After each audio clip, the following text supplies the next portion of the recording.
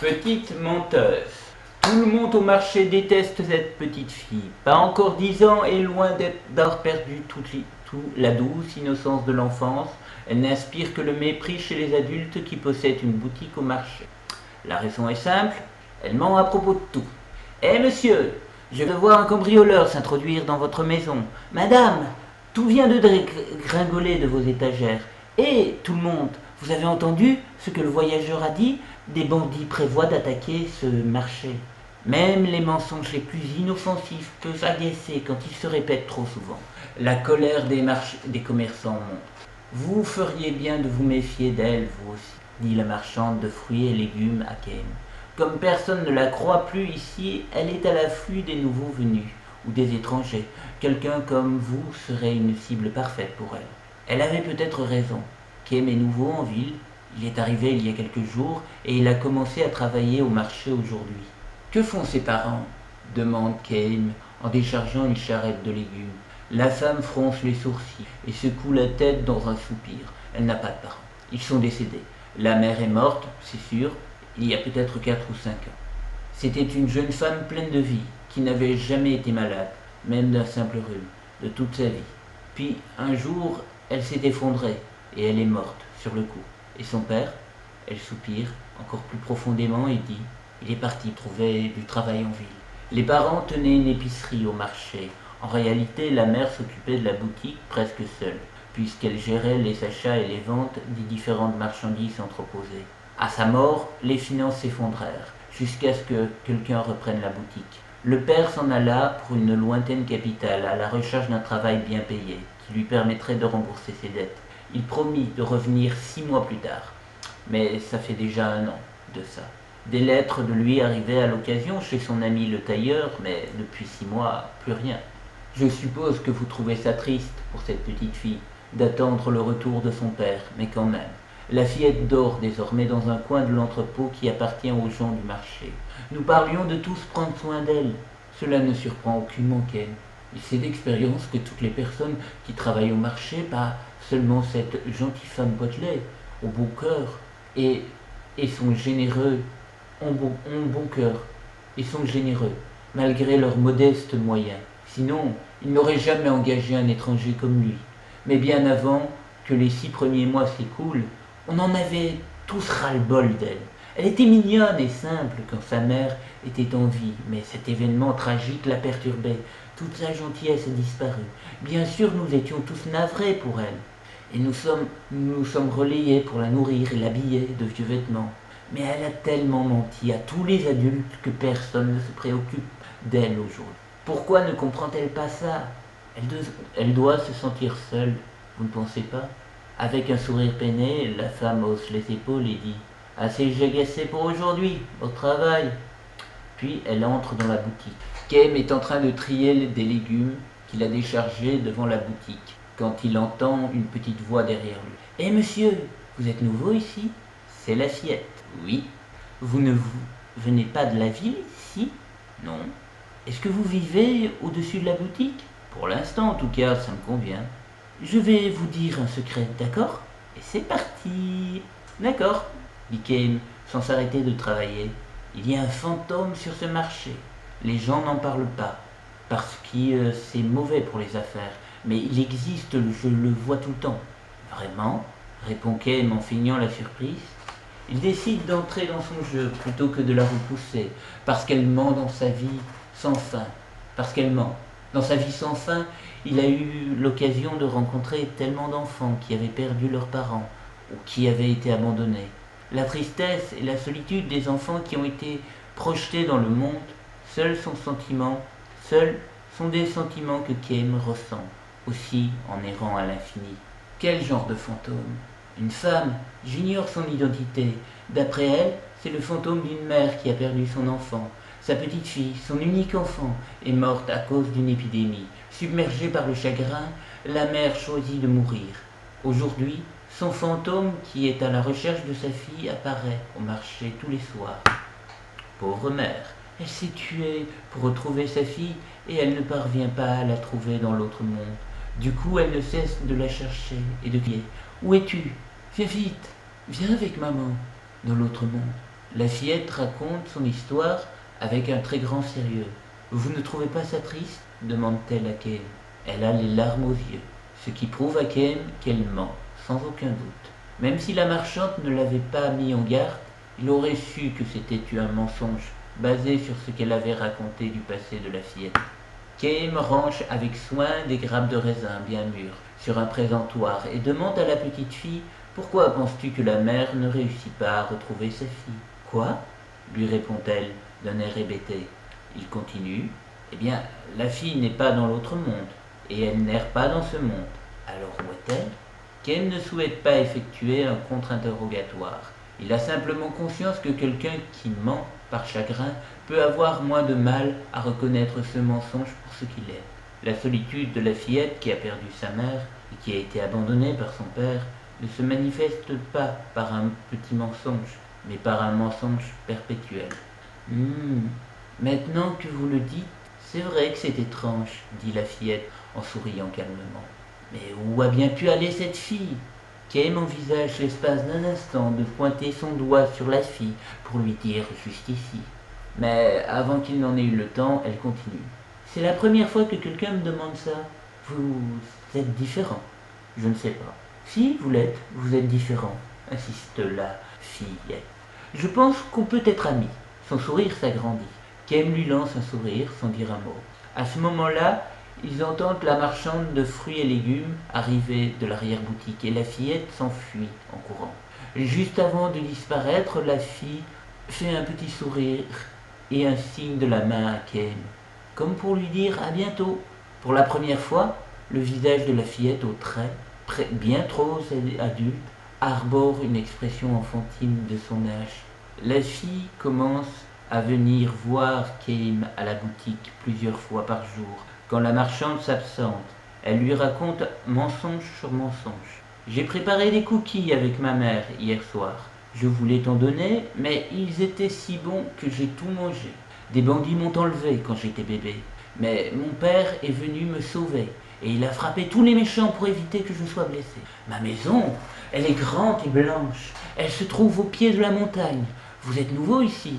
C'est pour ça que vous ne savez probablement pas que c'est la plus grande maison de la ville. Vous n'avez pas de famille, vous êtes seul. Pauvre Kem, j'aimerais pouvoir partager un peu de mon bonheur avec vous. Tous ces mensonges naissent du chagrin, des mensonges solitaires qu'elle ne pourrait jamais raconter aux gens du marché qui connaissent son passé. À la fin, toutes les discussions avec Kem en partant, la fillette met son doigt devant sa bouche et dit « C'est notre petit secret. N'en parlez pas à la marchande. » Bien sûr, Kem ne raconte rien à personne. S'il se trouve dans une situation où les gens du marché médisent sur la fillette, il s'éclipse discrètement. Les mensonges et les dénigrements sont amusants. Ils ne prennent pas forme quand ils sont racontés, mais seulement quand quelqu'un est présent pour les écouter et les approuver. Quelqu'un de véritablement seul ne peut jamais dire du mal sur autrui. C'est la même chose pour les mensonges. Comme elle, à quelqu'un à qui raconter ses mensonges, la fillette n'est plus vouée à tomber dans l'abysse de l'isolement total. Pour protéger le petit bonheur triste de la fillette, Kem joue le rôle de l'auditeur qui ne soulève aucune objection. Un jour, la fillette vient voir Kem et fait particulièrement attention à ne pas être remarquée par la marchande ou par le propriétaire des boutiques voisines. « Dites-moi, monsieur, avez-vous prévu de rester ici longtemps ?»« Non, répond Kem en continuant à décharger les fruits et légumes. Vous partirez quand vous aurez économisé assez d'argent ? Probablement. Mais vous n'avez pas encore amassé assez d'argent ? Non, pas encore, dit-il en se forçant à sourire à la fillette. C'est un de ses petits mensonges à lui. Il a déjà assez d'argent pour subvenir à ses besoins sur la route. Il n'a pas non plus accepté ce travail à demeure parce qu'il a énormément besoin d'argent. Il reste ici car il n'a pas trouvé de destination où il aimerait se rendre. Un voyage sans but est un voyage sans fin. Les sages disent que nous avons besoin de rêves et de buts dans la vie. Les rêves à réaliser et les objectifs à atteindre apparaissent comme des points de repère dans la vie, précisément parce que la vie a un début et une fin. Quels sont les rêves et les buts de quelqu'un qui est condamné à vivre éternellement? La vie de Kem n'est pas un voyage à effectuer dans la hâte. Ce n'est pas non plus un voyage qui peut être précipité. dérivé jour après jour, sans destination, ne peut même pas être qualifié de voyage. La fillette dit: si j'étais vous, je quitterais ce marché dès que j'aurai économisé assez d'argent pour voyager 2 ou 3 jours.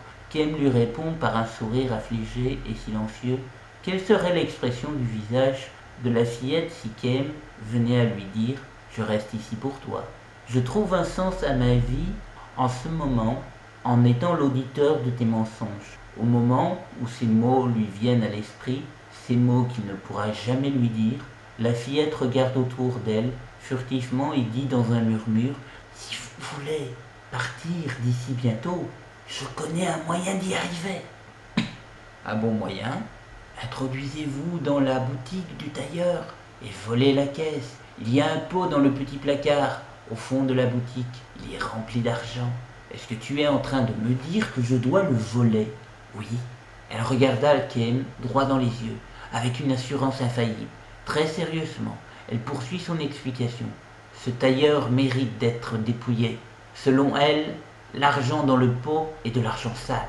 Elle dit: je connais une fille, une bonne amie à moi, qui a vécu des événements dramatiques. Sa mère est morte et son père est parti pour trouver du travail dans la capitale.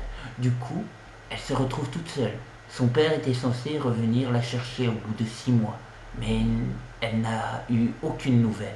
Encore un autre mensonge né de son chagrin. Ken demande calmement: y a-t-il un lien entre ton ami et le tailleur? Elle répond: bien sûr, il y a un lien étroit. Le père envoyait de l'argent à sa fille chaque mois, comme il l'avait promis, pour lui faciliter la vie en ville. Il lui écrivait aussi. Il voulait lui raconter qu'il avait trouvé un bon travail en ville, qu'elle devrait vivre avec lui immédiatement, qu'il était trop occupé pour venir la chercher. Alors, elle devrait venir la rejoindre. Il lui envoyait de l'argent pour le voyage. Mais aucune de ces lettres et pas un sou n'ont été transmis à la fille. Et comment ça se fait d'après vous? Avant que Kem ne puisse répondre, la fillette dit: l'erreur qu'il a faite était d'envoyer les lettres et l'argent chez le tailleur. Il garde tout l'argent pour lui. Kem détourne le regard. Afin d'étayer un triste mensonge, la fillette a inventé un mensonge encore plus désolant. Un mensonge qui peut blesser une tierce personne. Ce serait vraiment un jeu d'enfant de forcer la serrure de la porte de derrière chez le tailleur, ajoute la fille, avant de s'en aller en sautillant, sans attendre la réponse de Kem. Le lendemain matin, la fillette arrive en courant dans l'épicerie, en criant le nom de la propriétaire. Elle adresse directement la parole à la femme et non à Kem. Des cambrioleurs sont entrés par effraction chez le tailleur cette nuit. Elle raconte avoir vu des voleurs s'introduire furtivement tard la nuit, après la fermeture du marché. En se forçant à sourire, la femme dit: c'est pas vrai, ça a dû être terrible. Manifestement, elle ne prend pas la fillette au sérieux. Mais c'est vrai, je les ai vus, je vous jure. Écoute, fillette, j'en ai assez entendu de ta part. Tu es une telle petite menteuse que ça me terrifie de penser que tu deviendras une voleuse ou une arnaqueuse quand tu seras adulte. Je dois ouvrir la boutique. Alors, si tu veux bien me laisser tranquille, va mentir à quelqu'un d'autre. Elle a à peine dit ces derniers mots que quelqu'un à l'extérieur crie: au secours, à l'aide! C'est le tailleur qui est dans la rue, l'air horrifié et criant à plein poumon: des cambrioleurs, ils ont volé tout, mon argent! La fillette s'éclipse en voyant le tailleur entrer. Une vive agitation s'empare du marché. Une chose est sûre, la fillette ne mentait pas. Trop habituée à ces mensonges, les gens se mettent à penser à un autre genre de mensonge. Peut-être que c'est elle la coupable. Qu'en pensez-vous? Et de fil en aiguille, les choses s'enveniment. Je pense que vous avez raison. C'est vrai qu'elle sait jouer la comédie. Je ne pense pas qu'elle se gênerait. Trouvons-la. On la fera avouer, même si on doit se montrer un peu dur avec elle. Personne ne s'oppose à cette proposition. Certains courent à l'entrepôt. D'autres commencent à fouiller le marché. Impossible de mettre la main dessus. L'entrepôt est vide. Elle s'est enfuie avec l'argent. Alors des spéculations vont bon train. Kem finit par tout comprendre. Après tous ces tristes mensonges, la fillette est partie en disant la vérité. Elle n'a pas pu aller bien loin. Ouais, on peut encore la rattraper. La petite voleuse. Attendez que je lui mette la main dessus. Les hommes fulminent et les femmes attisent leur colère. Bien, infligez-lui ce qu'elle mérite. On a été si gentil avec elle, et voilà comment elle nous traite. Il est hors de question qu'ils s'en sortent. Mais Kame se dresse en travers de leur route et dégage. Les hommes sont hors d'eux. Mais Kame sait que si elle le voulait, s'il le voulait, il pourrait les assommer tous d'un coup, alors qu'eux seraient incapables de le toucher. Au lieu de ça, il maintient sa position de force et lance une bourse en cuir au sol, aux pieds des hommes. L'argent volé est dedans, dit-il. Quoi? Désolé, je l'ai volé. Une agitation confuse se transforme vite en cri de colère. Kame se lève la main pour montrer qu'il ne résistera pas. Faites de moi ce que vous voulez, je suis prêt. L'épicière passe le mur des hommes et lui crie. Comment avez-vous pu faire ça, Kane? Je voulais de l'argent, c'est tout. Et vous ne dites pas ça pour protéger la fillette? La femme a beaucoup trop d'intuition. Se forçant à sourire, Kane s'adresse au tailleur. L'argent était dans le pot, dans le petit placard, n'est-ce pas? L'homme hoche la tête énergiquement. C'est vrai, ça doit être le coupable. Je gardais bien l'argent dans le pot. C'est un voleur. Il n'y avait pas que de l'argent dans le pot, n'est-ce pas? Que voulez-vous dire? Il y avait des lettres écrites par le père de la fillette. C'est faux, vous êtes devenu fou. Pourtant, c'est la vérité. Non, il ne pouvait pas y avoir de lettres, je les ai toutes. Le tailleur plaque sa main sur sa bouche. Mais c'est trop tard. L'épicière lui lance un regard furieux. Qu'est-ce que tout ça veut dire? Demande-t-elle. Non, je veux dire, il faudrait mieux tout nous raconter. Les regards de colère passent de Kame au tailleur. Quelques jours plus tard, 2 lettres expédiées par la fillette arrivent pour la femme de l'épicerie et le gentil monsieur du dessus. La lettre de Kame raconte que la fille a réussi à retrouver son père dans la capitale. Il n'y a aucun moyen de savoir si c'est vrai ou faux. C'est difficile d'imaginer qu'une petite fille puisse retrouver si facilement son père dans une grande ville sans connaître son adresse ou son lieu de travail. Pourtant, il choisit de la croire quand elle écrit « Maintenant je suis heureuse ». Les êtres humains sont les seuls animaux à mentir. Il y a les mensonges qui dupent, les mensonges qui profitent et les mensonges qui protègent un cœur de la solitude et du chagrin écrasant. Si les mensonges n'existaient pas dans ce monde, de nombreux conflits et malentendus disparaîtraient très certainement. De notre côté, c'est peut-être parce que ce monde mélange vérité et mensonge que les gens ont appris à croire. Quand il a terminé sa lecture, Kame observe la femme. Concentrée sur sa lettre, elle relève timidement la tête quand elle sent le regard de Kame. J'abandonne, déclare-t-elle. Écoutez ça. Je vous remercie tous, vous et les autres gens du marché, pour tout ce que vous avez fait pour moi. Je ne vous oublierai jamais tant que je vivrai. Une menteuse jusqu'au bout, cette fillette, sanglote-t-elle en souriant. Fin.